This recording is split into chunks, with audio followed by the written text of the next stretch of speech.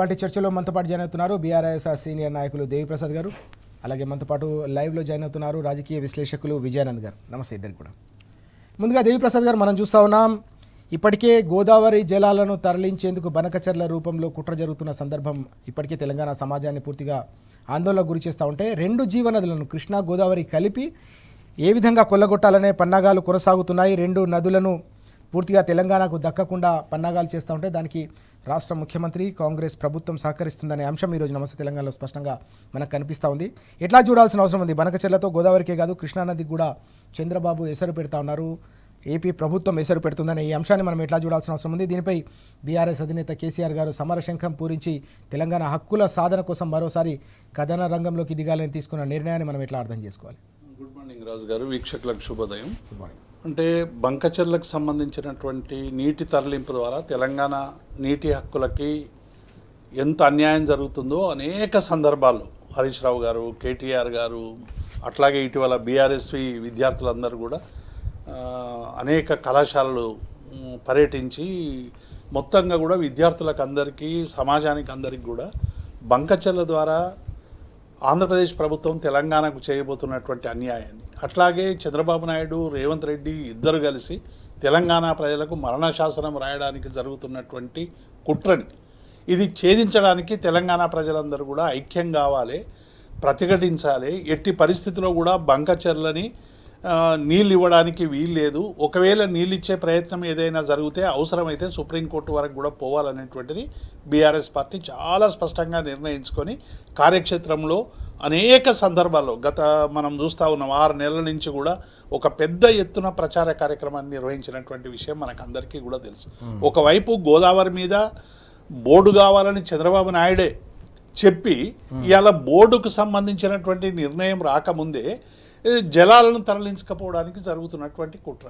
ఇప్పటికే ఎడమ కాలువ, కుడి కాలువ ద్వారా తెలంగాణకు, నాగార్జున సాగర్కు సంబంధించినటువంటి అన్యాయం ఒకవైపు జరుగుతూ ఉంటే, ఒకవైపు ఎడమ కాలువ 11,000 క్యూసెక్కులు అనుకుంటా, బహుశా దాని డిశ్చార్జ్ 22,000 క్యూసెక్కులతో ఉన్నటువంటి కుడి కాలువని ఇంకా 44,000 క్యూసెక్కులకు పెంచి ఒకవైపు మొత్తంగా కూడా ఇవాళ నీటిని కొల్లగొట్టేటువంటి ప్రయత్నం జరుగుతున్నటువంటి సందర్భాన్ని మనం చూస్తూ ఉన్నాం. ఇటువైపేమో గోదావరికి సంబంధించి అనేక సందర్భాల్లో ఇవాళ కాళేశ్వరం ప్రాజెక్టు కట్టుకోవడము, తర్వాత మిగతా దేవాదుల ప్రాజెక్టు కావచ్చు, సీతారామ ప్రాజెక్టు, ఇట్లా వీలైనన్ని ప్రాజెక్టులు కట్టుకొని నీటిని ఒడిసిపట్టేటువంటి ప్రయత్నం కేసీఆర్ గారి పాలనలో జరిగితే ఇవాళ మొత్తంగా కూడా ప్రాజెక్టులను నిండబెట్టి ఒకవైపు మేడిగడ్డను ఒక బూచిగా చూపెట్టి ఇవాళ మొత్తంగా కూడా నీటిని తరలించుకునేటువంటి ఒక కుటిల ప్రయత్నం జరుగుతాం.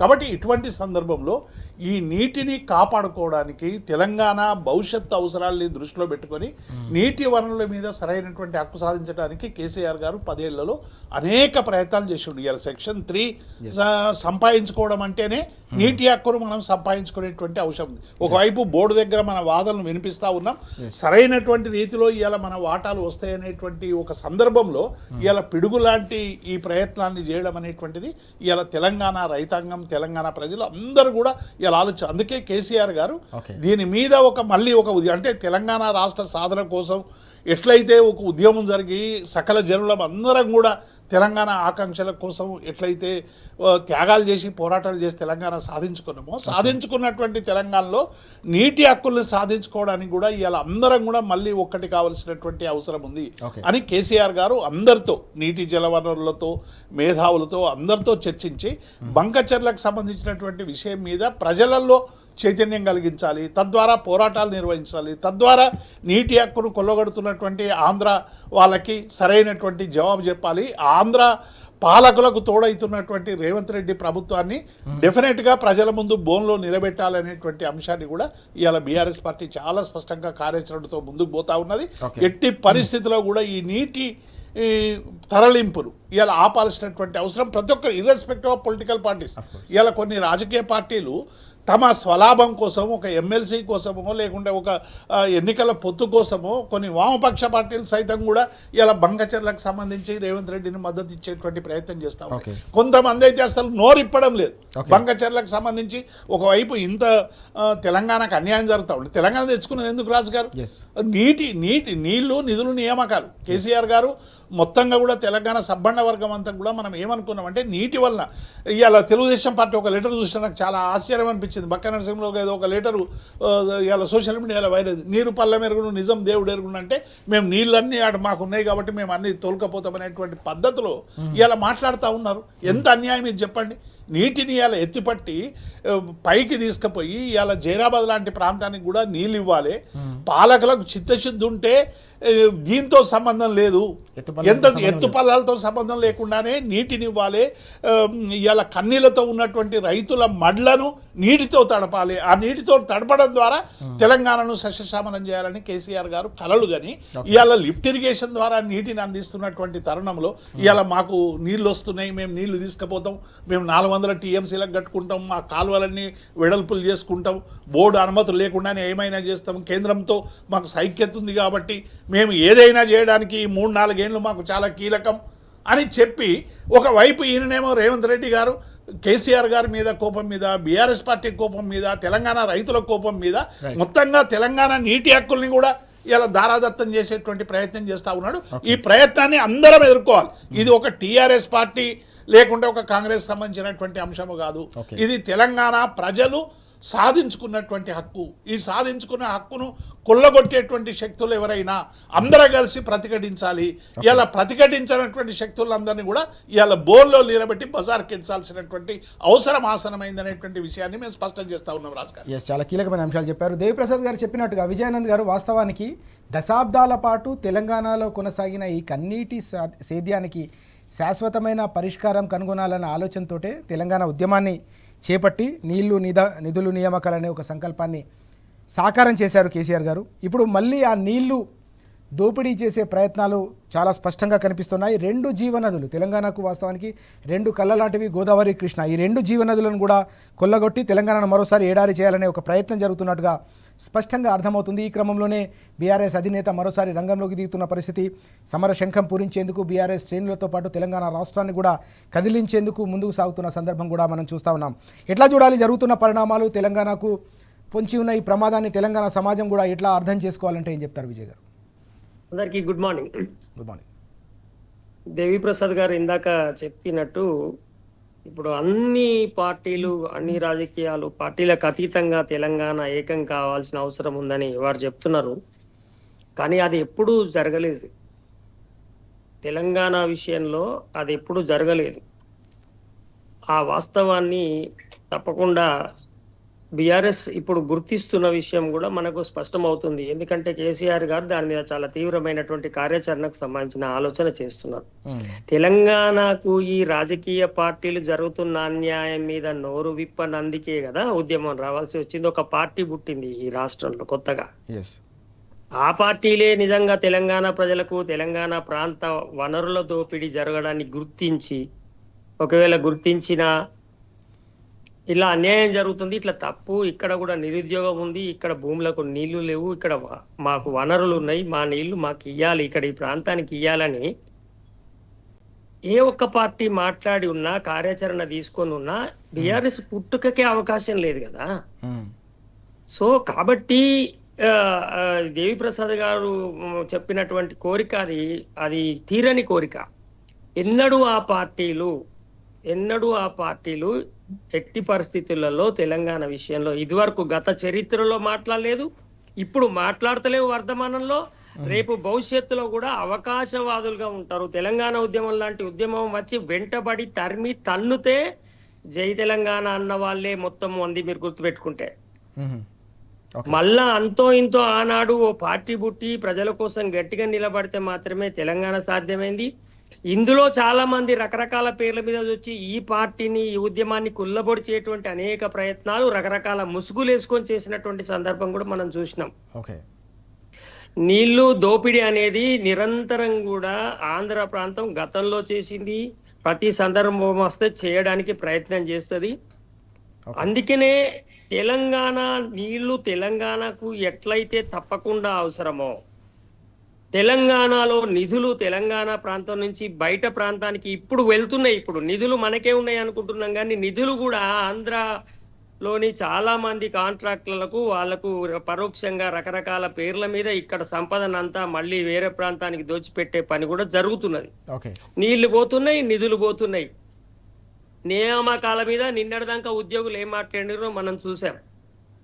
తీవ్రమైనటువంటి నిరసనను వాళ్ళు ఎట్లా వ్యక్తం చేస్తున్నారో మనకు కనబడుతుంది. సో ఈ పరిస్థితులలో ఎట్టి పరిస్థితులలో మన నీళ్లు మన నిధులు అన్నట్టుగానే మన రాజకీయాలు మనమే ఇక్కడ జరిపేటట్టుగా తప్పకుండా ప్రజలు చైతన్యం కావాల్సినటువంటి అవసరం ఉన్నది. ఓకే.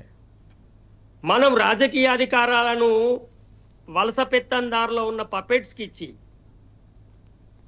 వాళ్ళ చేతిలో ఉన్నటువంటి కీలు బొమ్మలకి అధికారం ప్రజలిచ్చి ఈ ప్రాంత హక్కులని, ఈ ప్రజలకు కావాల్సిన హక్కులని మాకు నష్టం జరుగుతుందో అంటే మనం నష్టపోవడం తప్ప మనకు మిగిలేది ఏముండదు. కనుక తప్పకుండా మన నీళ్లు మనకి ఎట్లా కావాలనో, మన నిధులు మనకి ఎట్లా కావాలనో, మన ఉద్యోగాలు మనకి ఎట్లా కావాలనో, మన రాజకీయాలు చేసే రాజకీయాలు కూడా మనకు అట్లా కావాల్సినటువంటి అవసరం ఉంటది. లేనప్పుడు ప్రతిసారి శల్య సారథ్యమే చేస్తున్న ఈ రాజకీయ పార్టీలు, ఇందులో కొంతమంది నాయకులు, అది స్పష్టమవుతున్న వేళ వాళ్ళు కాలువల వెడల్పు చేస్తారు, బనకచెర్లలో వస్తాయి, కృష్ణలు పోతాయి, గోదావరిలు పోతాయి, అన్నిటినీ తరలించుకుపోతారు.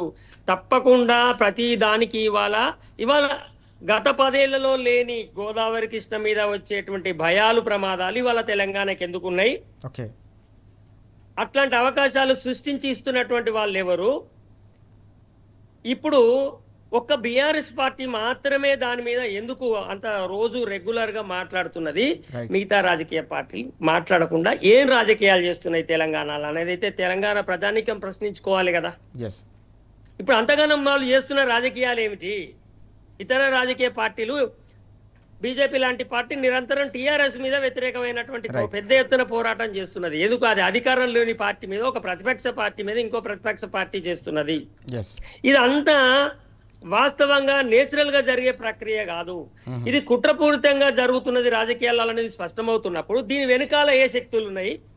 ఆ శక్తులు తెలంగాణ రాజకీయాలతో పాటు వనరులను ఎట్లా తమ గుత్తాధిపత్యం కింద పెట్టుకున్నాయి అనేది కూడా మనం తప్పకుండా అర్థం చేసుకోవాలి.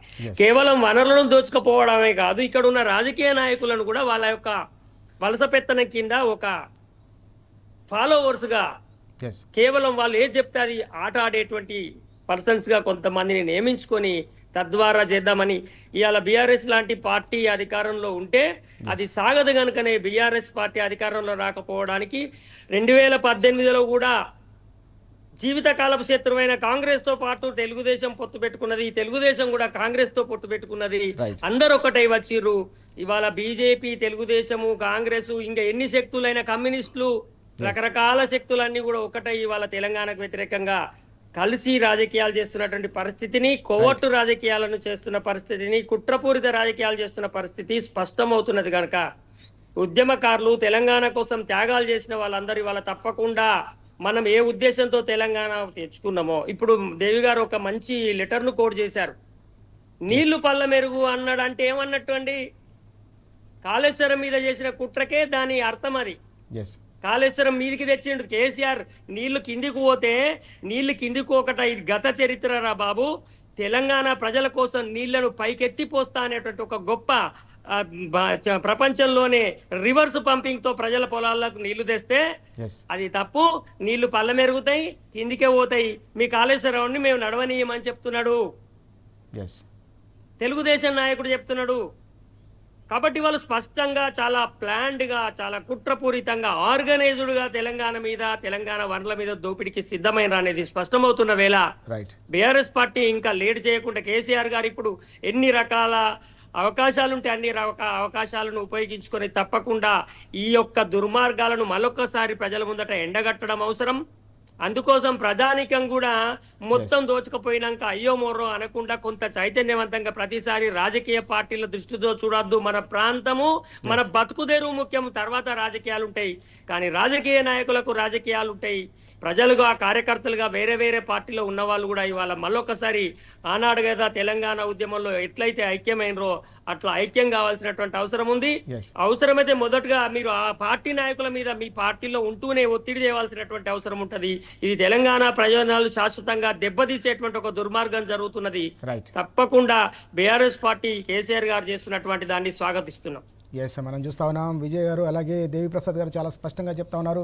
తెలంగాణకు 2 కళ్ళ లాంటివి గోదావరి అలాగే కృష్ణ. ఈ 2 జీవ నదులను కొల్లగొట్టేందుకు రకరకాల పన్నాగాలు ఊపందుకుంటున్న నేపథ్యం తెలంగాణ రైతు గొంతు కోసే కుటిల యత్నాలు జరుగుతున్న ఈ తరుణంలో తప్పకుండా తెలంగాణ సమాజం యావత్తు కూడా మరింత చైతన్యవంతంగా వ్యవహరించాల్సిన అవసరం ఉందనే అంశాన్ని నొక్కి చెప్తూనే బీఆర్ఎస్ అధినేత కేసీఆర్ గారు సమరశంఖం పూరించిన ఈ కీలక అంశంపై తప్పకుండా రానున్న రోజుల్లో పూర్తిగా సమాజం అంతా కూడా వెంట నడుస్తుందనే అంశాన్ని కూడా ప్రస్తావిస్తున్న పరిస్థితి. తప్పకుండా శాశ్వతంగా తెలంగాణకు సంబంధించిన హక్కులను కాపాడుకోవాలంటే మరో ఉద్యమానికి, తెలంగాణ తరహా ఉద్యమానికి శ్రీకారం చుట్టాల్సిన సమయం ఆసన్నమైందనే అంశం కూడా ఇప్పుడు మనం పెద్ద ఎత్తున చర్చకు దారితీస్తున్న పరిస్థితి కనిపిస్తూ ఉంది. ప్రసాద్ గారు, బనకచర్లకు సంబంధించిన వ్యవహారం రాష్ట్ర వ్యాప్తంగా ప్రజల్లోనే కాకుండా కాంగ్రెస్ పార్టీలో కూడా పెద్ద ఎత్తున చర్చ జరుగుతున్నట్టుగా, ఇది కాంగ్రెస్ పార్టీకి కూడా మరణశాసనం అని అంతర్గత సమావేశాల్లో పార్టీకి సంబంధించిన నేతలు అభిప్రాయపడుతున్నట్టు, ఒత్తిడి పెంచుతున్నట్టుగా కూడా తెలుస్తుంది.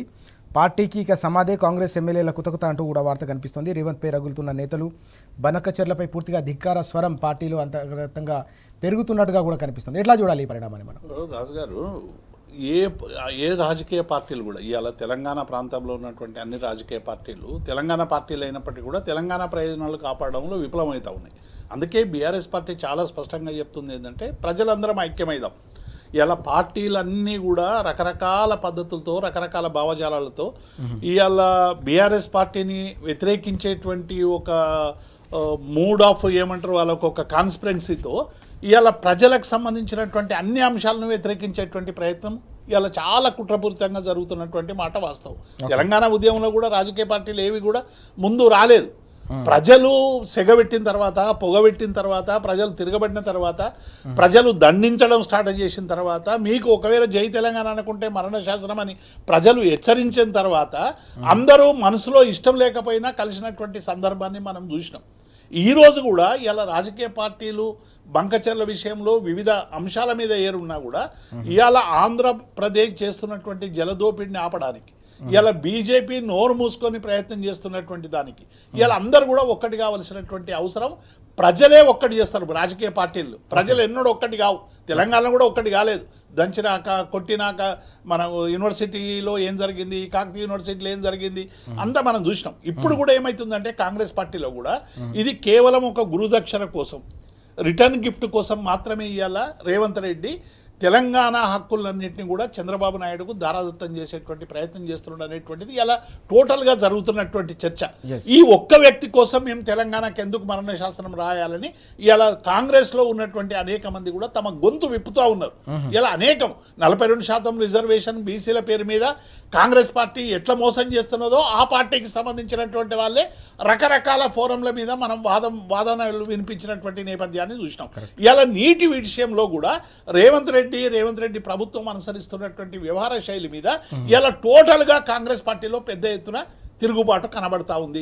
మన ప్రాంతానికి మనం నష్టం చేసుకుంటే ఎట్లా అనేటువంటి ఒక ఆవేదన, భావన ఇలా అందరికీ ఉంటుంది కదా. కాంగ్రెస్లో ఉన్న వాళ్ళు కూడా చాలామంది తెలంగాణ కోసం ఆలోచించేటోళ్ళు, తెలంగాణ కోసం తనలాడేటోళ్ళు అనేక మంది ఉంటారు. ఏదో పదవుల కోసం పెదవులు మూసుకున్న మిగతా నాయకులందరూ కూడా ఇలా కాంగ్రెస్ పార్టీలో ఆలోచిస్తూ ఉన్నారు. రేవంత్ రెడ్డి వల్ల మన కాంగ్రెస్ మరణ శాసనం, ఆ రోజు కాంగ్రెస్ పార్టీ తీసుకున్నటువంటి నిర్ణయం వల్లే ఇక్కడ మరణ శాసనమై కాంగ్రెస్ పార్టీకి ప్రజలు అధికారం రాకుండా 10 సంవత్సరాలు దూరం పెట్టినటువంటి సందర్భాన్ని మనం చూసినాం. ఈ రోజు కూడా మళ్ళీ కాంగ్రెస్ పార్టీ అదే పద్ధతి ఎదుర్కోబోతా ఉన్నది.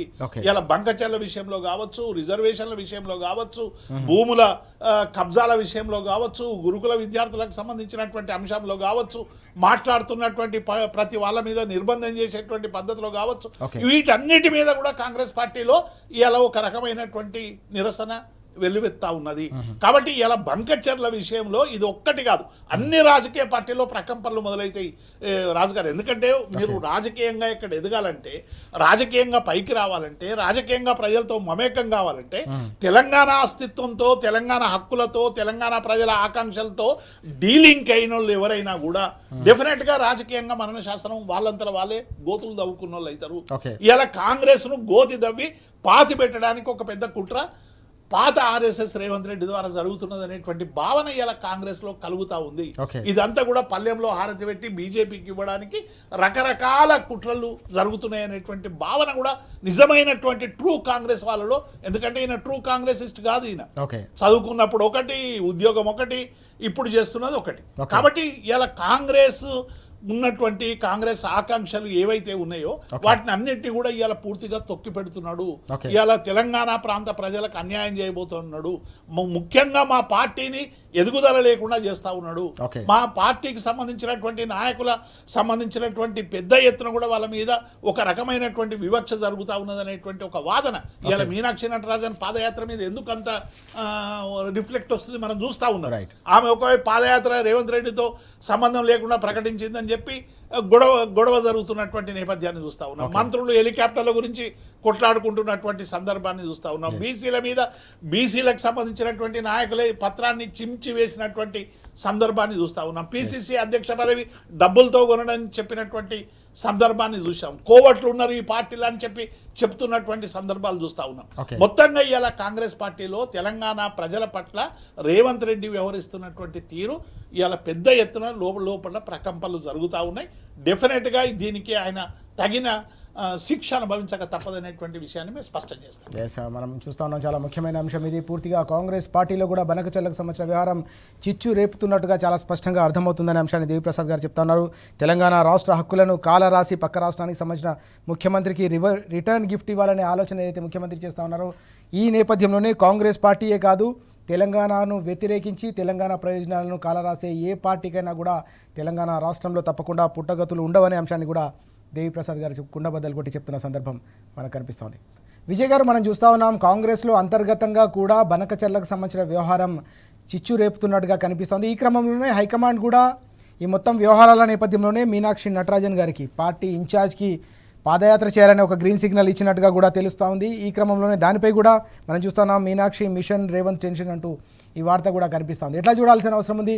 మొత్తం ఓవైపు నదీ జలాలకు సంబంధించిన వ్యవహారం తెలంగాణ వ్యాప్తంగా పెద్ద ఎత్తున చర్చకు దారితీయడం, కేంద్ర ప్రభుత్వానికి సంబంధించిన సహకారంతో ఆంధ్రప్రదేశ్ చేపడుతున్న ప్రాజెక్టులకు రాష్ట్ర ప్రభుత్వం పక్షాన వంతపాడడం, ఇవన్నీ కూడా ఓవైపు రైతాంగాన్ని ఆందోళన గురి చేస్తున్న ఈ క్రమంలో కాంగ్రెస్లో అంతర్గతంగా ముదురుతున్న ఈ వివాదాలను మనం ఎట్లా అర్థం చేసుకోవాల్సిన అవసరం ఉంది? ఆల్రెడీ స్పష్టంగా చాలా సందర్భాల్లో ముఖ్యమంత్రి గారి ప్రవర్తన కంప్లీట్గా బీజేపీకి అనుకూలంగా, బీజేపీ విధానాలను అమలు చేయడానికి అనుకూలమైన వాతావరణాన్ని తెలంగాణ సృష్టిస్తున్నట్టుగా స్పష్టంగా కాంగ్రెస్ పార్టీకి హైకమాండ్కి అర్థమవుతున్న నేపథ్యంలో వాళ్ళు అనేక రకాల జాగ్రత్తలకు ప్రయత్నాలు చేస్తున్నారు. కాకపోతే వాళ్ళ పరిస్థితి ఏంటంటే వాళ్ళ కుడితిలో పడ్డ ఎలుక తీరైపోయింది. వాళ్ళ ఆనాడు ఉన్న పరిస్థితులలో ఏదో ఆయనకి అవకాశం ఇచ్చిర్రు, ఆ సీట్లో కూర్చోబెట్టారు. ఇప్పుడు వాళ్ళు ఆయన చేతిలో ఇరికి ఉన్నారు. At the same time BJP అనేది ఎప్పుడైనా మొత్తం ఇక్కడ తెలంగాణ కాంగ్రెస్ని హైజాక్ చేస్తుంది అనేటువంటి ఒక మెసేజ్ కూడా వాళ్ళకు ఉండి ఉంటుంది. కాబట్టి వాళ్ళు ఏం చేస్తున్నారు, మెల్లమెల్లగా వాళ్ళ పార్టీని, వాళ్ళ పార్టీ నాయకులను రెండో నాయకత్వం కింద గ్యాదర్ చేసేటువంటి ప్రయత్నాలు చేస్తున్నట్టుగా స్పష్టమవుతుంది. ఇక్కడ చాలా మంది మనకి ఇంకా కొద్దిగా వెనుక ముందు ఆలోచిస్తూ మాట్లాడుతున్నారు. కానీ మనకి ఎక్కడ చూసినా కానీ ఇప్పుడు రేవంత్ రెడ్డి గారి మీద ఎవరైనా విమర్శ చేయగానే బీజేపీ నాయకులు వెంటనే ముందుకొచ్చి ఖండనలు చేస్తూ, కాంగ్రెస్ మంత్రులు కూడా ఖండించిన విషయాలను బీజేపీ ఎంపీలు మంత్రులు ఖండించిన పరిస్థితిని మనం ఈ మధ్య చూస్తున్నాం. ఇవన్నీ అర్థం కానటువంటి వాళ్ళు రాజకీయాలలో అంటే ఇన్ఛార్జీలుగా లేకపోతే ఏఐసిసి మెంబర్లుగా నాయకులుగా ఉండరు కదా, నియమించబడరు కదా. వాళ్ళకి చాలా రాజకీయ అనుభవం ఉంటుంది. ఈ రాజకీయ నాయకుల పోకడలు ఎట్లా ఉంటాయి, వాళ్ళు బయటికి మాట్లాడేది ఏముంటది, లోపల చేసేది ఏముంటది, అవన్నీ వాళ్ళకి స్పష్టంగా అర్థమవుతుంది. కాంగ్రెస్ లో ఉన్నటువంటి మినిస్టర్స్ కూడా ఖండించినటువంటి విషయాలను చాలా తొందరపడి వెంటనే గంటల లోపలనే బీజేపీ నాయకత్వం ఎందుకు ఖండిస్తున్నది, ఈ రేవంత్ రెడ్డి గారి మీద ఈగెందుకు వాళ్ళని ఇస్తలేదు అనేది వాళ్ళకి డౌట్ వస్తుంది కదా. కాబట్టి తప్పకుండా వాళ్ళ పార్టీని బతికించుకోవాలి. గతంలో ఇప్పటికే కాంగ్రెస్ తెలంగాణకు 70 ఏళ్లుగా చేసిన అన్యాయము చాలా తీవ్రమైనది, అది ఎన్నడూ కూడా తుడుచుకోలేనిది. వాళ్ళు ఎంత బతికున్నంత కాలము ఆ పార్టీ తెలంగాణకి ఎన్ని చేసినా వాళ్ళు చేసినటువంటి పాపం కడగలేనిది. అది తెలంగాణ విలీనమే కావచ్చు, 69 ఉద్యమాన్ని అణచడమే కావచ్చు, మిలిటరీ యాక్షన్ కావచ్చు, what ever the steps taken by the Congress party, తెలంగాణకు చాలా తీవ్రమైన అన్యాయం జరిగింది. వనరుల దోపిడీ జరుగుతున్నప్పుడు చూస్తూ ఊరుకున్నది పార్టీ. ఇట్లా రకరకాల చేసినటువంటి పార్టీ ఇవాళ మరొక్కసారి తెలంగాణను వలస పెత్తందారుల చేతిలో పెట్టింది. ఇది ఇది ఇది ఇప్పుడు మనం మాట్లాడుకుంటే మామూలుగా ఉంటది. ఓకే. తర్వాత చరిత్రలో చూస్తే చాలా పెద్ద ఎత్తున మనం దీని మీద చర్చ చేయాల్సినటువంటి అవసరం ఉన్న పీరియడ్ గా ఇది రేపు ఉంటది. తెలంగాణకు జరిగిన అన్యాయానికి సంబంధించిన విషయంలో తెలంగాణలోని రాజకీయ నాయకత్వమే ఎట్లా వలస పెత్తందాల చేతిలో కీలుబొమ్మలుగా ఉన్నారని చెప్పేటువంటి ఒక పీరియడ్ ఉంటది కదా, చరిత్రలో కొన్ని పీరియడ్స్ ఉంటాయి. ఓకే. ఈ పీరియడ్ అట్లాంటి పీరియడ్ కింద రేపు వస్తుంది. కాంగ్రెస్ లో ఉన్న కొంతమంది నాయకులకు అది అర్థమై కొద్దిగా భయపడుతున్నారు వాళ్ళు. అరే మనం ఇట్లాంటి ద్రోహంలో మనము ఈ కాలంలో మన పాత్ర ఉంటే, మనం ఇంతకాలం చేసిన రాజకీయాలు మన ప్రాంతానికి మన ప్రజలకు ద్రోహం చేసిన వాళ్ళ కింద ఈ పార్టీలో ఉండే ముద్ర పడతాం కదా అనే ఒక భయం కూడా వాళ్ళ లోపల కొంతమంది లోపల స్టార్ట్ అయింది. ఓకే. అయితే చాలా మందికి ఇంకా ప్రత్యక్షంగా ఇంత ద్రోహం జరుగుతుందనే చైతన్యం ప్రజలకు రాలేదు కనుక వాళ్ళు ఉన్నారు. కానీ వాళ్ళకి అంతర్గతంగా ఆ పరిజ్ఞానం ఉండడం వల్ల ఇవాళ ముఖ్యమంత్రి గారి చర్యలలో కొంత అసంతృప్తిలో ఉన్నారు వాళ్ళు. ఇంతకు ముందు దేవి గారు కూడా అదే కోట్ చేస్తున్నారు. వాళ్ళు కూడా లోపల వాళ్ళు బాధపడుతున్నారు, వాళ్ళు ఇబ్బంది పడుతున్నారు. ఎందుకు ఇబ్బంది పడుతున్నారు వాళ్ళు అంటే, క్లియర్ గా మనం ఉండంగా పార్టీ అధికారంలో ఉన్నప్పుడు పదవులలో మనం ఉండంగా తెలంగాణకి ఇంత అన్యాయం జరుగుతుంటే రేపు పొద్దుగాల ఇంకా 5 ఏళ్లకో 10 ఏళ్లకో అరే మీరు ఉండంగా ఇట్లా అన్యాయం జరుగుతే మీరు తెలంగాణ వాదులు ఎట్లయితారా, మీరు పక్కవానికి సంచులు మోసిన వాళ్ళ కిందనే పేరు తెచ్చుకుంటారు కదా అని అడిగితే చరిత్రలో మనం ఎక్కడ మిగిలిపోతాం అనే భయం ఉన్న వాళ్ళు, కొంత తెలంగాణ మీద ప్రేమ ఉన్న వాళ్ళు కాంగ్రెస్ పార్టీలో చాలా మంది ఉన్నారు. ఉద్యమకారులు కూడా ఉన్నారు. రాజకీయాల కోసం రకరకాలుగా ఉంటారు, అది వేరు విషయం. కానీ వాళ్ళకు కూడా ప్రాంతం మీద ఆకాంక్షలు ఉంటాయి. అట్లాంటి సందర్భం జరుగుతుంది. At the same time Congress భావజాలం కలిగిన వాళ్ళు చాలా మంది ఉన్నారు. కాంగ్రెస్ భావజాలం ఉన్న వాళ్ళు, బీజేపీ భావజాలం, తెలుగుదేశం భావజాలం ఉన్న వాళ్ళుగా రెండు పార్టీ ఇవాళ చీలిపోయి కనబడుతుంది స్పష్టంగా. ఈ క్రమంలో నటరాజన్ గారు చాలా చొరవ తీసుకొని కాంగ్రెస్ భావజాలాన్ని తెలంగాణలో బతికించాలి, కాంగ్రెస్ భావజాలం కాంగ్రెస్ వైఖరికి వ్యతిరేకమైనటువంటి భిన్నమైన ధోరణిలో పరిపాలన రాజకీయాలు ఇక్కడ కొనసాగుతున్నాయి అనేది అర్థమైన తర్వాత వారు ఇంటర్ఫేర్ అయినరు. ఇది తప్పకుండా కాంగ్రెస్ లో ఇక పొగ వచ్చింది, తప్పకుండా దీని నుంచి ఏమేమి ఉన్నాయి అవన్నీ బయటకు రావాల్సి వస్తుంది, కొంత స్పష్టత వస్తుంది. కానీ ప్రజలు కూడా కొంత ఇట్లాంటి విషయాలను మనం కేవలం రాజకీయాలే కాకుండా రాజకీయాల వెనుకాల ఉన్నటువంటి తత్వం ఏమిటి అనేది విచారణ చేసుకోకుంటే, ఎన్నికలను ఒక ఎమోషనల్ ఇష్యూస్ గా కాకుండా కొంత బిహైండ్ ది పాలిటిక్స్ ఏం నడుస్తున్నాయి, ఎవరెవరి కుట్రలు ఏంటిది అనేది కూడా కొంత డెప్త్ గా అర్థం చేసుకోవాల్సిన అవసరం ఉంది. పరిపక్వత ఏందని పార్లమెంటరీ విధానం ఉన్నదని కేసీఆర్ గారు మొన్నటి ఎన్నికల ప్రచారంలో బాగా ప్రత్యేకంగా వర్డ్ను నొక్కి చెప్పినారు. ఇంకా మన రాష్ట్రంలో ఇంకొక మెచ్యూరిటీ పార్లమెంటరీ సిస్టమ్ రాలేదని, ఆ మెచ్యూరిటీ ప్రజల లోపల రావాల్సిన అవసరం ఉంది. అట్లా రాకపోతే మనం దోపిడీ చేస్తున్న వాడు ఎవడో కూడా మనకు తెలియక మనమే వానికి పగ్గాలపేపి అమాయకంగా మోకాలు పెట్టేటువంటి పరిస్థితి ఉంటది. కనుక తప్పకుండా ఈ కుట్ర రాజకీయాలు, కుళ్ళు రాజకీయాలు కొద్ది రోజులు కొనసాగుతాయి, కానీ తప్పకుండా అది ఎన్నడో ఒకనాడు బయటపడుతుంది. అది తప్పకుండా వాటి స్పష్టత వస్తుంది అనేటువంటి ఇప్పుడు ఈమె నటరాజన్ గారి చర్యల ద్వారా మనకు క్లియర్ గా కనబడుతున్నది. At the same time BRS party కూడా కార్యాచరణను తీసుకొని చాలా ముందుకు స్పీడ్ గా ముందుకు పోవడం స్టార్ట్ చేసింది. కాబట్టి ఇంతకాలం వేచి చూసిరు కొత్త ప్రభుత్వం అని, కానీ వాస్తవంగా చాలా తీవ్రంగా స్పీడ్ గా అన్యాయం చేయడానికి కుట్రలు జరుగుతున్న వేళ ఇంకా బీఆర్ఎస్ కూడా వేచి చూడకుండా తప్పకుండా రంగంలోకి దిగి ప్రజల ముందట ఇవి నీళ్లు ఇవి పాలని స్పష్టం చేయాల్సినటువంటి అవసరం అయితే ఉంది. విజయ్ గారు చాలా కీలకమైన అంశాలు చెప్పారు. దేవిప్రసాద్ గారు, ఇక్కడ వాస్తవానికి గతంలో మనం చూసాం రిమోట్ కంట్రోల్ అనేది సాధారణంగా ఢిల్లీ నుంచి దాన్ని ఆపరేట్ చేయడము, సమైక్య రాష్ట్రంలో ప్రభుత్వాలు నడిపించిన సందర్భాలు అనేకం చూసాం. అనేక రాష్ట్రాల్లో ఇంకా కూడా అది కొనసాగుతుంది. కానీ ఏకంగా ఇన్ఛార్జ్ పాదయాత్రకు శ్రీకారం చుట్టాలన్న నిర్ణయం హైకమాండ్ తీసుకున్న నిర్ణయంపై కాంగ్రెస్లో కూడా పెద్ద ఎత్తున చిచ్చు రేపుతున్నట్టుగా తెలుస్తుంది. ఓవైపు బనకచర్లకు సంబంధించిన వ్యవహారం కావచ్చు, గోదావరి కృష్ణా జలాలను ఆంధ్రప్రదేశ్కు తాకట్టు పెట్టే విధంగా వివరిస్తున్న తీరుపై కూడా ఓవైపు అంతర్మదనం కొనసాగుతూనే, మరోవైపు పార్టీకి సంబంధించిన వ్యవహారాల్లో కూడా నెలకొన్న ఈ వివాదాన్ని మనం ఎట్లా చూడాల్సిన అవసరం కనిపిస్తుంది కాంగ్రెస్? రాజు గారు, ఇప్పుడు ఏమైపోయిందంటే గతంలో లిఫాఫా ముఖ్యమంత్రులు ఉందరు, ఇప్పుడు సూట్ కేసు ముఖ్యమంత్రులు అయిపోయారు. అప్పుడేమో అధిష్టానం తమ వెల్ అండ్ విష్ సంబంధించినటువంటి వాళ్ళని పెట్టుకునేటువంటి ప్రయత్నం చేస్తే, ఇప్పుడు రేవంత్ రెడ్డి లాంటి సూట్ కేసు ముఖ్యమంత్రులు వచ్చేసారు. ఎందుకంటే కాంగ్రెస్ పరిస్థితి ఏంటంటే, రేవంత్ రెడ్డి లాంటి ఏఐసిసికి ఎప్పుడు పడితే అప్పుడు ఆదుకునేటువంటి సమర్థవంతుడైనటువంటి ముఖ్యమంత్రి లేడు. అనివార్యంగా రేవంత్ రెడ్డి మీద ఆధారపడాల్సినటువంటి ఒక దుస్థితి ఇలా కాంగ్రెస్ పార్టీకి వచ్చింది. కాబట్టి ఎన్ని తప్పులు చేసినా రేవంత్ రెడ్డిని ఏమి అనలేనటువంటి పరిస్థితి. కలుస్తలేరు, ఫోటోలు దూరం పెడుతున్నారు, ఆయన ఇచ్చినటువంటి ప్రపోజల్స్ను పక్కకు పెడుతున్నారు, మీనాక్షి నటరాజన్ను కొంత యాక్టివేట్ చేస్తున్నారు. ఇవి సెకండరీ ఒక ఆల్టర్నేటివ్ పద్ధతిలో కొంత ముందుకు పోయినప్పటికీ కూడా ఇలా రాష్ట్ర పరిస్థితి ఏంటంటే అనేక మంది ప్రజాప్రతినిధులందరూ కూడా మీనాక్షి నటరాజన్ కలిసి ఇలా కాంగ్రెస్ పార్టీ ఏ ఆకాంక్షలతోనైతే మనం కామారెడ్డి డిక్లరేషన్ కానీ వరంగల్ డిక్లరేషన్ కానీ జాబ్ గ్యారంటీల విషయంలో కానీ నిరుద్యోగుల విషయంలో కానీ రైతుల విషయంలో కానీ ఉద్యోగుల విషయంలో కానీ విద్యార్థుల విషయంలో కానీ క్షేత్రస్థాయిలో జరుగుతున్నటువంటి విషయాలన్నీ కూడా మీనాక్షి నటరాజన్ చెప్తున్నారు. ఇలా మనం ఇన్ని ఆకాంక్షలతో తెలంగాణలో మనం ప్రభుత్వం వస్తే మన ప్రభుత్వం మీద ఒక సంవత్సర కాలంలోనే రేవంత్ రెడ్డి వైఖరి వల్ల రేవంత్ రెడ్డి తీసుకుంటున్నటువంటి నిర్ణయాల వల్ల ప్రజల్లో తీవ్రమైనటువంటి వ్యతిరేకత వస్తున్నది. దీన్ని కాపాడడం కష్టం అనేటువంటి విషయాన్ని ఇలా కింది స్థాయి కార్యకర్తలందరూ కూడా మీనాక్షి నటరాజన్ చెప్తున్నారు. అనివార్యంగా దాన్ని తగ్గించడానికి ఈమె పాదయాత్ర పేరుతో ఇలా మేము పాదయాత్ర వేస్తాం, ప్రజల సమస్యలు తెలుసుకుంటాం, ప్రజలకు సంబంధించినటువంటి విషయాల మీద మేము స్పందిస్తామనేటువంటి పద్ధతిలో ఇలా ఆమె పాదయాత్ర పోవడం అనేటువంటిది రేవంత్ రెడ్డికి నచ్చలేదు.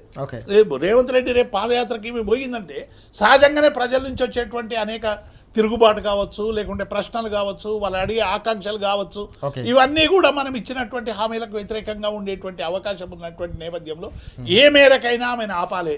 నన్ను అడగకుండా మీరు ఎట్లా డిసైడ్ చేస్తారు, మనం కలిసి చేయాలి కదా, నా ప్రమేయం లేకుండానే మీరు పాదయాత్ర ఎట్లా పెడతారంటే ఆమె కూడా అదే రీతిలో మీ ఒక్క ఇమేజ్ కాదు కాంగ్రెస్ ఇమేజ్ను కూడా కాపాడాల్సినటువంటి అవసరం ఉందని ఆమె సమాధానం ఇచ్చినట్టు కొన్ని పత్రికల్లో వార్తలు వస్తాయి. కాబట్టి కాంగ్రెస్ పార్టీలో ఇవాళ డెఫినెట్గా రేవంత్ రెడ్డి అనుసరిస్తున్నటువంటి వైఖరి మీద క్యాడర్లో కావచ్చు, మంత్రుల స్థాయిలో కావచ్చు, ఎమ్మెల్యే స్థాయిలో కావచ్చు ఒక తీవ్రమైనటువంటి వ్యతిరేకత అయితే మనకు చాలా స్పష్టంగా కనబడతాం. ఈ తీవ్రమైనటువంటి వ్యతిరేకతను అధిష్టానం గుర్తించే వరకు దాన్ని కాపాడుకునేటువంటి పద్ధతిలో భాగమే ఈ పాదయాత్ర తప్ప ఇంకొకటి కాదనేటువంటి విషయాన్ని ఇలా కాంగ్రెస్ పార్టీ మనకు వైఖరి చాలా స్పష్టంగా కనబడతా ఉంది.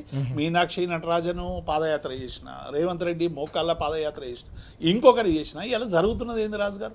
బంకచర్ల విషయంలో ఇవాళ ఏ గ్రామానికి పోయినా తెలంగాణ నీళ్లను ఆంధ్రాకు తరలిస్తున్నటువంటి నాయకులు తరిమి కొట్టాలనేటువంటి ఒక చైతన్యం ఇలా గ్రామాల్లో మొదలవుతా ఉన్నది. బీసీ రిజర్వేషన్ల మీద మీరు విద్యా ఉద్యోగంలో ఉపాధిలో స్థానిక సంస్థల రిజర్వేషన్లు అన్నారు. ఒక బిల్లు పంపించి దాని చుట్టే ఉపాధికి సంబంధించినటువంటిది ఏమైంది, ఉద్యోగాల రిజర్వేషన్ ఏమైంది, మీరు చెప్పిన 42% కాంట్రాక్టులు సివిల్ కాంట్రాక్ట్లో ఇస్తామన్నారు, ఏమైంది? 20,000 కోట్లు ఇస్తామన్నారు, ప్రతి సంవత్సరం బడ్జెట్లో పెడతామన్నారు, అదేమైంది? కొన్ని కేటగిరీలను మారుస్తామన్నారు. ఇవేవి రాజ్యాంగము ఆర్డినెన్స్ కాదు కదా. పోయినసారి ఈ నెల 14న పంపితే ఆర్డినెన్స్ 5-6 రోజుల్లోనే ఆమోదం వస్తుంది, మేము ఇస్తామని చెప్పి గొప్పలు చెప్పారు కదా. ఇలా ఎన్ని రోజులు అయిపోతుంది రాజుగారు? 16 రోజులు అయిపోయింది 14కు పంపితే. దాన్ని హోంశాఖకు పంపించారు. ఇలా చివరికి ఇలా పత్రికల్లో ఏం లీకులు చేస్తూ ఉన్నారంటే 4, 5, 6, 7 నాడు పోయి అడుగుదాం, ఇచ్చిరా అంటే సరే, లేకుంటే పార్టీ పరంగా 42 ఇచ్చి ముందుకు పోదామనేటువంటి ఒక భావనలో ఇప్పుడు కాన్స్టిట్యూషనల్గా నీకు రిజర్వేషన్ లేకుంటే 42% అనేటువంటిది బీసీలకు వచ్చినట్టు కాదు. ఏ పార్టీ ఇచ్చినా కూడా ఎక్కడెక్కడ ఇస్తారు, మీరు ఏ నియోజకవర్గాలు ఇస్తారు? 42% అనేటువంటిది మీరు కాన్స్టిట్యూషన్గా వస్తే తప్ప, రాజ్యాంగబద్ధంగా 9th షెడ్యూల్లో ఇస్తే తప్ప 42%కి సంబంధించినటువంటి ఒక స్పష్టమైనటువంటి ప్రజాప్రతినిధుల నాయకత్వం ఇలా అధికారంలోకి వచ్చేటువంటి అవకాశం ఉంది. లేకుంటే రకరకాల విషయాల మీద రేపు బీసీలకు అన్యాయం జరిగేటువంటి అవకాశం ఉంది. అందుకే కేసీఆర్ గారు, మా బీఆర్ఎస్ నాయకులు చాలా స్పష్టంగా చెప్తున్నారు, ఈ ఆర్డినెన్స్లతో కేంద్రంతో మోసం చేయడానికి కాంగ్రెస్ పార్టీ, దానికి భారతీయ జనతా పార్టీ వంత వాడుతా ఉన్నది. దానిలో ఏదో ముస్లింలు ఉన్నారని, ఇది మతపరమైనటువంటి రిజర్వేషన్లు కాదని, వాళ్ళ రాష్ట్రాలు ఏటువంటి దగ్గర ఎటువంటి రిజర్వేషన్లు చూసారు కదా, చూసినాం కదా. ఇలా ద్వంద్వ ప్రమాణాలతో అటు బీజేపీ కాంగ్రెస్ రెండు కలిసి కూడా ఇలా తెలంగాణ ప్రజల నోట్లో మట్టి కొట్టేటువంటి పని చేస్తున్నాయి. సామాజిక న్యాయం దొరకకుండా అడ్డుకునేటువంటి ప్రయత్నం చేస్తూ ఉన్నాయి. ఒకవైపు బీసీలు ఇవ్వకుండా ఓసీలకు అధ్యక్ష పదవి ఇచ్చి భారతీయ జనతా పార్టీ మేము బీసీలకు ఏదో చేస్తామని చెప్తే ఇలా నమ్మడానికి ప్రజలు సిద్ధంగా లేరు. ఇలా ప్రజలు చైతన్యవంతమై ఉన్నారు. కేసీఆర్ గారి ఉద్యమం వల్ల, కేసీఆర్ గారి పాలన వల్ల గత 25 సంవత్సరాలుగా తెలంగాణ ప్రజలు అనేక సమస్యలు తెలుసుకుంటున్నారు, స్వయంగా అనుభవించారు. నీళ్ళు ఎట్లా రాలేదో చూసిండ్రు, కరెంటు ఎట్లా వచ్చిందో వాళ్ళు చవి చూసిండ్రు, సంక్షేమ పథకాలు ఎట్లా అందినాయో చూసిండ్రు, రైతు బంధు లాంటి వ్యవస్థ ఎట్లా మలైందో చూసిండ్రు. కాబట్టి డెఫినెట్గా ఇవన్నీ కూడా ఇవాళ కాంగ్రెస్ పార్టీని ఎక్కువ పెడతా ఉన్నాయి, ప్రకంపనలు తెస్తా ఉన్నాయి. డెఫినెట్గా రేపు కాంగ్రెస్ పార్టీ ఏం ప్రయత్నాలు చేసినా ఈ రాష్ట్రంలో అధికారం రావడం అనేటువంటిది కల్లా మరణ శాసనం రాస్తున్నటువంటి కాంగ్రెస్ పార్టీకి ప్రజలు ఓటు ద్వారా మరణ శాసనం రాస్తారు. చాలా కీలకమైన అంశం ఇది. దేవిప్రసాద్ గారు చాలా స్పష్టంగా చెప్తున్నారు. గత 20 నెలల కాలంలో తెలంగాణ ప్రజల హక్కులను కాలరాసే విధంగా, తెలంగాణ రాష్ట్ర ప్రయోజనాలను దెబ్బతీసే విధంగా కాంగ్రెస్ ప్రభుత్వం తీసుకున్న ప్రతి నిర్ణయం, ముఖ్యమంత్రి తీసుకున్న ప్రతి నిర్ణయం ఇప్పుడు తెలంగాణ వ్యాప్తంగా కూడా పెద్ద ఎత్తున చర్చకు దారితీస్తుంది. కాబట్టి కాంగ్రెస్ పార్టీకి మరణ శాసనం రాసేందుకు ప్రజలు కూడా సిద్ధమవుతున్నారనే అంశాన్ని ఆయన ప్రస్తావిస్తూ ఉన్నారు. విజయ్ గారు అలాగే దేవిప్రసాద్ గారు చాలా స్పష్టంగా చెప్తున్నారు. ఇచ్చిన హామీల అమలు కూడా లేకుండా పూర్తిగా ప్రజలను రకరకాల అటెన్షన్ డైవర్షన్ స్కీమ్ల ద్వారా మభ్యపెట్టే ప్రయత్నం జరుగుతుంది. కాబట్టి ప్రజాక్షేత్రంలో కాంగ్రెస్ పార్టీకి గుణపాఠం తప్పదని కూడా హెచ్చరిస్తున్న సందర్భం కూడా కనిపిస్తోంది. దేవిప్రసాద్ గారు మరో కీలకమైన అంశాన్ని తీసుకుంటే జంపు జలాలకు సంబంధించి అంటే బీఆర్ఎస్ పార్టీ కండువా పైన ఆ జెండా పైన గెలిచి దాని తర్వాత కాంగ్రెస్ పార్టీలో ఫిరాయించిన ఎమ్మెల్యేలకు సంబంధించిన వ్యవహారంపై ఈరోజు తుది తీర్పు రాబోతోంది సుప్రీంకోర్టులో. ఆ అంశం కూడా ఈరోజు మన పత్రికల్లో ప్రధానంగా అన్ని పత్రికల్లో కూడా కనిపిస్తుంది. ఎట్లా చూడాల్సిన అవసరం కనిపిస్తుంది ఈ మొత్తం వ్యవహారాన్ని? గతంలో చూశారు మీరు, పరిణామ క్రమం అంతా కూడా మీకు తెలుసు. ఇప్పుడు రాజుగారు అనేక మంది ఎమ్మెల్యేలు, దాదాపు 10 మంది ఎమ్మెల్యేలు కాంగ్రెస్ పార్టీ పెట్టినటువంటి అనేక ఏమంటాం వాటిని వీళ్ళ బలహీనతని ఆసరాగా తీసుకొని, లేకుంటే బెదిరించి, బ్లాక్మెయిల్ చేసి, కేసులు పెట్టించేటువంటి ప్రయత్నం చేసి, లేకుంటే డబ్బులు ఆఫర్ చేసి రకరకాల పద్ధతిలో ఇలా 10 మందిని తీసుకొని పోయింది. ఈ విషయాన్ని వాళ్ళు స్వయంగా ముఖ్యమంత్రి గారే కండవాలు గప్పి తీసుకుపోయినటువంటి నేపథ్యాన్ని మనం చూసాం. ముఖ్యమంత్రి గారే నేను గేట్ తెరిచిన చేపలన్నీ పడుతూ ఉన్నాయి, ఆ చేపలన్నీ కూడా వస్తాయని చెప్పి ప్రెస్ మీట్లో చెప్పినటువంటి పరిస్థితులు కూడా మనం చూసినాం. అంటే ఒకవైపు ఏమో దేశ ప్రధానేమో నాకు 41 మంది ఎమ్మెల్యేలు టచ్ ఉన్నారని మనం బెంగాల్లో అన్న మాటలు చూసినాం. ఇవాళ రేవంత్ రెడ్డి అంటే రెండు జాతీయ పార్టీలు కూడా ఇవాళ రాజ్యాంగాన్ని ధిక్కరించి, రాజ్యాంగాన్ని అగౌరవపరిచి, రాజ్యాంగం ఉన్నటువంటి మూల సూత్రాలను పక్కకు పెట్టి ఈ ఫిరాయింపులను ప్రోత్సహిస్తున్నదని మనకు చాలా స్పష్టంగా కనబడతాం. 2/3 ఏదైనా పార్టీలో వస్తే ఎవరైనా పార్టీకి సంబంధించినటువంటి విషయాల మీద పోయేటువంటి అవకాశం ఉంది. కానీ ఇలా 10 మంది ముఖ్యంగా దానం నాగేందర్కు సంబంధించినటువంటి అంశం అయితే నిర్లజ్జగా ప్రజల ముందు బయటపడిపోయింది. దానికి ఏం ఆధారాలు అక్కర్లేదు. ఆయన బీఫాము బీఆర్ఎస్ పార్టీతో గెలిచిండు, కాంగ్రెస్ బీఫామ్తో పోటీ పార్లమెంట్కి చేసిండు, 2 బీఫామ్లు ఎలక్షన్ కమిషన్ దగ్గర ఉన్నాయి. మరి ఎందుకు నిర్ణయం తీసుకోలేకపోతుంది అనేటువంటిది ఇలా ప్రజల్లో వ్యవస్థల పట్ల అవిశ్వాసం కలిగేటువంటి పద్ధతి. ఇలా టోటోగా కూడా ఇలా పెద్ద ఎత్తున ఇలా ఈ ఎమ్మెల్యేలు అందరి మీద కూడా మేము స్పీకర్ దగ్గరికి పోయినాం, స్పీకర్ దగ్గరికి పోయి అవసరమైనటువంటి మెటీరియల్ ఇచ్చినాం, అట్లాగే సుప్రీంకోర్టుకు పోయినాం, వాదనలు అయిపోయినాయి. ఇలా ఫలితం వచ్చేటువంటి అవకాశం డెఫినెట్గా ఇది మా పక్షం వస్తుంది. ఈ 10 మంది డిస్క్వాలిఫై అవుతారు, ఈ రాష్ట్రంలో మా ఉప ఎన్నికలు వస్తాయనేటువంటి విశ్వాసం మాకు ఇలా సంపూర్ణంగా ఉంది. ఎందుకంటే ధర్మం మీద, న్యాయం మీద, రాజ్యాంగం మీద అత్యంత విశ్వాసం ఉన్నటువంటి ఒక రాజకీయ పార్టీగా మేము డెఫినెట్గా తప్పు చేసినటువంటి వాళ్ళను, అంటే రాజ్యాంగంలో ఉన్నటువంటి విలువలే కాదు, ఉన్నటువంటి చట్టాలను కూడా లోబడి తిరస్కరణకు గురైనటువంటి ఎమ్మెల్యేలందరినీ కూడా ఇవాళ ఉప ఎన్నికలు వస్తాయి అనేటువంటి విశ్వాసంతో ఉన్నాం. రాష్ట్రంలో పరిస్థితులు ఒకవైపు చూస్తూ ఉన్నాం. ఇవాళ విద్యార్థులు 10 మంది, ఇవాళ 60-70 మంది విద్యార్థులు రాజుగారు గురుకులాలు నేషనల్ హైవే మీద పాదయాత్రకు వస్తారు. ఎంత కడుపు మాలితే, ఎంత పసిపిల్లలకు రాజకీయాలు ఉండవు, నిజాలు చెప్తారని మనం అందరికీ చెప్తాం కదా.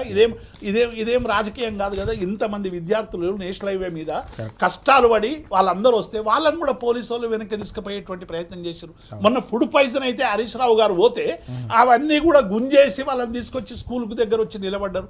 100 మంది గురుకుల విద్యార్థులు ఇలా చనిపోతే ఎవ్వరికి కూడా పట్టనటువంటి పరిస్థితి కనబడతా ఉంది. ఇలా డెఫినెట్గా ఈ రాష్ట్రంలో ఒకవైపు ఏమో రాజ్యాంగాన్ని తూట్లు పొడిచేటువంటి ప్రయత్నం చేస్తుంది, ఒకవైపు పరిపాలన పడకేసింది. ఊరికే ఢిల్లీ పోవడం రావడం తప్ప ఈ రాష్ట్రంలో వేరే పనే లేదు. ఇలా 50 సార్లు ఢిల్లీకి పోయిన ముఖ్యమంత్రి 42% రిజర్వేషన్ తేవడంలో ఎందుకు విఫలమైంది? మొన్న మా బీసీ నాయకులు కొందరు మాట్లాడుతూ అన్నారు, కేసీఆర్ గారు హైదరాబాద్ నుంచి ఢిల్లీ పోయేటప్పుడు తెలంగాణ రాష్ట్ర సాధన కోసం నేను ఢిల్లీకి పోతున్నా, తెలంగాణను తీసుకొని మళ్ళీ అడుగు పెడతా, తెలంగాణలో నా ప్రాణం పోయినా నేను తెలంగాణ లేకుండా ఇక్కడికి రాను అని శపథం చేసి పోయాడు.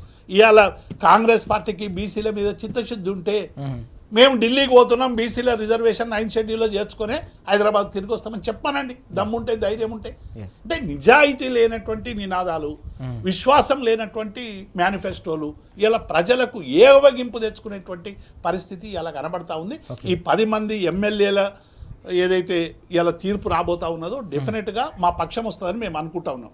మా పక్షం అంటే రాజ్యాంగం పక్షం, విలువల పక్షం, చట్టాలను గౌరవించేటువంటి ప్రయత్నం చేస్తారేమో అని మేము డెఫినెట్గా అనుకుంటా ఉన్నాం. చూద్దాం, 10:30కు ఫలితం వచ్చేటువంటి అవకాశం ఉంది. ఒకవేళ వచ్చినా రాకున్నా రాజుగారు, నేను ఏమంటున్నా, ప్రజల ముందు వాళ్ళు డిస్క్వాలిఫై అయిపోయింది. ఓకే, ఇలా చట్టం ముందు కాలేకపోవచ్చు, రకరకాల కారణాల వల్ల, స్పీకర్కు ఉండేటువంటి అపరిమితమైనటువంటి అధికారాల వల్ల కాకపోవచ్చు. కానీ ప్రజలు ఎప్పుడో ఈ 10 మందిని డిస్క్వాలిఫై చేసిర్రు.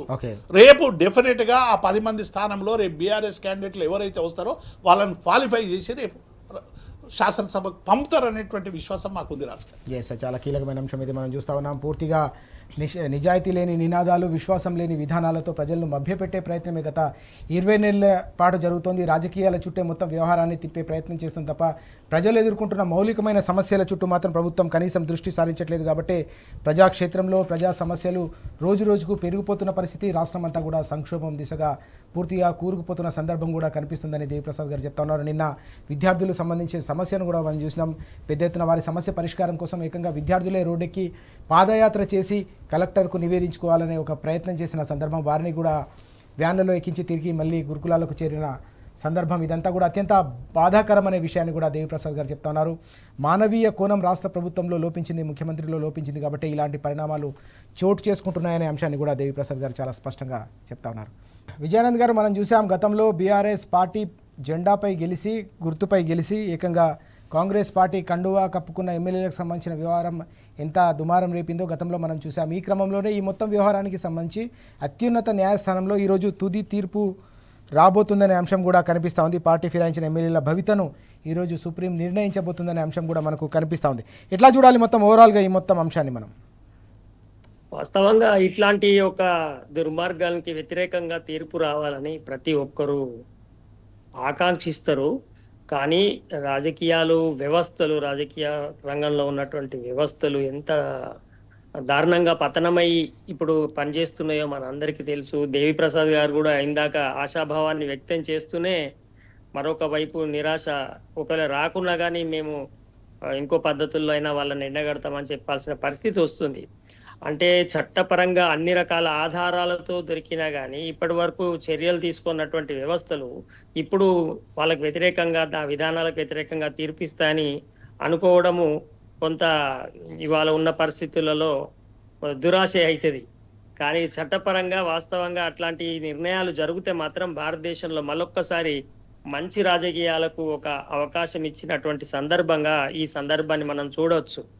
తప్పకుండా ఇవాళ వచ్చే తీర్పు ప్రజాస్వామ్యాన్ని కాపాడేదిగా, మరొకసారి ఇట్లాంటి తప్పుడు రాజకీయాలను నిర్మూలించేదిగా, చరిత్రలో గొప్పగా ఒక మంచి ఎగ్జాంపుల్గా నిలిచేటువంటి అవకాశము.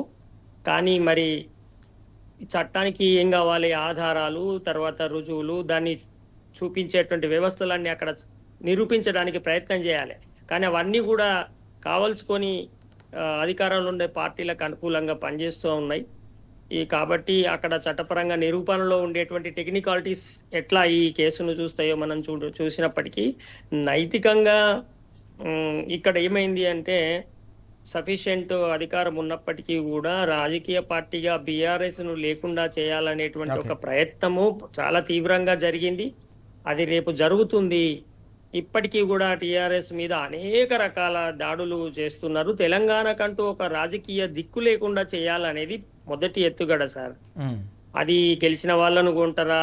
ఇది ఇప్పుడు కాదు కదా, అంతకుముందు మొదటిసారి గవర్నమెంట్ వచ్చిన తర్వాతనే ఎమ్మెల్సీలను కొనడం ద్వారా ప్రభుత్వాన్ని పడగొట్టాలని చూసిన వాళ్ళు ఇవాళ బుద్ధివంతులు ఎందుకైతారు? అవకాశం దొరకక యువతల సమర్థుడైన నాయకుడు ఉండడం వల్ల కూలగొట్టలేకపోయినరు, లేకపోతే ఈ పార్టీని లేకుండా చేయలేకపోయినరు. తెలంగాణ ఉద్యమంలో కూడా వాళ్ళు ఏమని ప్రచారం చేసిరంటే తెలంగాణ వాదం వేరు, బీఆర్ఎస్ వేరు అన్నారు వాళ్ళు.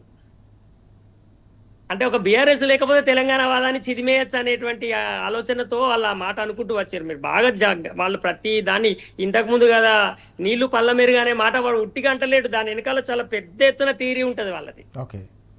అట్లా వాళ్ళు బీఆర్ఎస్ అనేది ఒక్కటి, కేసీఆర్ నాయకత్వం అనేది తెలంగాణకు లేకపోతే మిగతా వాళ్ళందరినీ మేము ఊరికేనే ఏమార్చగలం అనేటువంటి ఒక నమ్మకంతోనే ఓకే బీఆర్ఎస్ ని కేసీఆర్ నాయకత్వంలో, అందుకనే ఇప్పుడు మీరు చూడండి కేసీఆర్ గారి మీద, కేటీఆర్ గారి మీద, హరీష్ రావు లాంటి ఒక లెజెండరీ నాయకత్వాల మీద విపరీతమైన వ్యక్తిగత హననం జరుగుతుంటది. ఇవాళ కొత్తగా భారతదేశంలో స్లాటర్ హౌసెస్ అనే ఒక చర్చ వచ్చింది. ఎక్కడ ఏ రాష్ట్రంలో రాంది, ఇక్కడ ఎందుకు వచ్చింది? ఓకే తర్వాత తెలంగాణకు సంబంధించినటువంటి మీడియా హౌస్ల మీద ఎక్కడైనా నిరసనలు చెప్తే కర్ణాటకలో ఉన్న రాజకీయ పార్టీలకు ఇబ్బంది ఉండదు, ఓకే తమిళనాడులో ఉన్న రాజకీయ పార్టీలకు ఇబ్బంది ఉండదు, ఆంధ్రాలో ఉన్న రాజకీయ పార్టీలకే ఎందుకు ఇబ్బంది ఉంటది?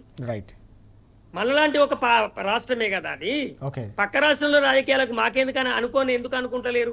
ఓకే అంటే ఇక్కడ స్పష్టంగా ఇక్కడ అంతర్గత రాజకీయాలలో జోక్యం చేసుకుంటున్నారు. రైట్ తెలంగాణ ప్రాంతానికి ఏకైక రాజకీయ దిక్కుగా ఉన్నటువంటి బలాన్ని దెబ్బతీయడం ద్వారా తెలంగాణను మళ్ళొకసారి వాళ్ళ కిందికి తీసుకోవాలనేటువంటి కుట్ర ప్రతిసారి చేస్తున్నారు. ఆ కుట్రలో భాగమే ఓకే ఈ 10 మందిని ఏమార్చిండ్రు. ఓకే ఈ 10 మందిని ఏమార్చి ఊరుకోకుండా ఇంకా చాలా 10 మంది 20 మంది మేము వస్తారు, పార్టీని మేము విలీనం చేస్తాము రైట్ అని కూడా మాట్లాడినరు. ఆ ప్రయత్నం కూడా వాళ్ళు చేసినారు. కానీ టిఆర్ఎస్ లో లేదా ప్రజలలో ఉన్న తెలంగాణ వాదపు బలము, ఆ భయము ఇంకా కూడా రాజకీయ నాయకుల్లో ఉండి ఉన్నది కనుక ఇవాళ టిఆర్ఎస్ చాలా బలమైన శక్తిగా ఉంది కనుకనే ఇంత పెద్ద మొత్తంలో జాతీయ పార్టీలైన 2 పార్టీలు నిరంతరం తెలంగాణలో ఉన్నటువంటి బీఆర్ఎస్ మీద దాడి చేస్తున్నాయి. ఓకే వాటికి సిద్ధాంతాలు లేవు. ఇవాళ చూడండి ఇక్కడికి వచ్చేటప్పటికి రాజకీయాలకు అతీతంగా ఏకమయ్యి రైట్ పెద్ద ఎత్తున ఒక టిఆర్ఎస్ అనేటువంటి పార్టీని లేకుండా నిర్మూలించే ప్రయత్నం జరుగుతున్నప్పుడు రైట్ విజయ్ గారు మనం కాపాడుకోవాల్సినటువంటి అవసరం ఎవరికి ఉంటుందో ఇవాళ తప్పకుండా అందరము ఆలోచించాలి. ఇలాంటి దుర్మార్గం జరుగుతున్నప్పుడు తప్పకుండా వ్యవస్థలు కూడా కొంత దీర్ఘకాలంలో పరిస్థితులను దృష్టిలో పెట్టుకొని సక్రమమైన న్యాయమైన నిర్ణయాలు ఇవ్వాలని, ఇవాళ అట్లాంటి తీర్పు వస్తుందని నేను కూడా మనసారా ఆశిస్తున్నా. ఎస్ విజయ్ గారు దేవి ప్రసాద్ గారు చాలా స్పష్టంగా చెప్తా ఉన్నారు. మనం చూస్తూ ఉన్నాం తెలంగాణ ఉద్యమ సందర్భంగా కూడా తెలంగాణ స్వీయ రాజకీయ అస్తిత్వమైన గులాబీ జెండాను లేకుండా చేయాలనే కుట్రలు గతంలో 14 ఏళ్ల తెలంగాణ ఉద్యమ సందర్భంగా కూడా జరిగాయి. 10 ఏళ్ల ప్రగతి ప్రస్థానం సందర్భంగా కేవలం పార్టీనే కాదు ప్రభుత్వాన్ని కూల్చే కుట్రలు కూడా జరిగాయి. ఇప్పుడు కూడా మళ్ళీ ప్రతిపక్షంలో ఉన్నప్పుడు కూడా ఆ కుట్రలు కొనసాగుతున్న నేపథ్యంలో స్వీయ రాజకీయ అస్తిత్వాన్ని, తెలంగాణ గొంతుకను కాపాడుకునేందుకు తెలంగాణ సమాజం కూడా అత్యంత చైతన్యవంతంగా వ్యవహరించాల్సిన అవసరం ఉందని దేవి గారు అలాగే విజయ్ గారు కూడా చెప్తా ఉన్నారు. ఈ క్రమంలోనే ఈరోజు పార్టీ ఫిరాయింపులకు సంబంధించిన ఎమ్మెల్యేల వ్యవహారంలో తుది తీర్పు రాబోతుంది. ఆ అంశానికి సంబంధించిన మినిట్ టు మినిట్ అప్డేట్స్ కూడా టీ న్యూస్లోనే కొనసాగుతూ ఉంటాయి. ఏం జరగబోతుంది, ఎలాంటి తీర్పు వస్తుంది అనేది మాత్రం మనం వేచి చూడాల్సిన అవసరం ఉంది. థ్యాంక్ యూ వెరీ మచ్ దేవి గారు అలాగే విజయ్ గారు చర్చలో పాల్గొన్నందుకు. ఇది ఇవాల్టి వార్తలు వాస్తవాలు. నమస్తే.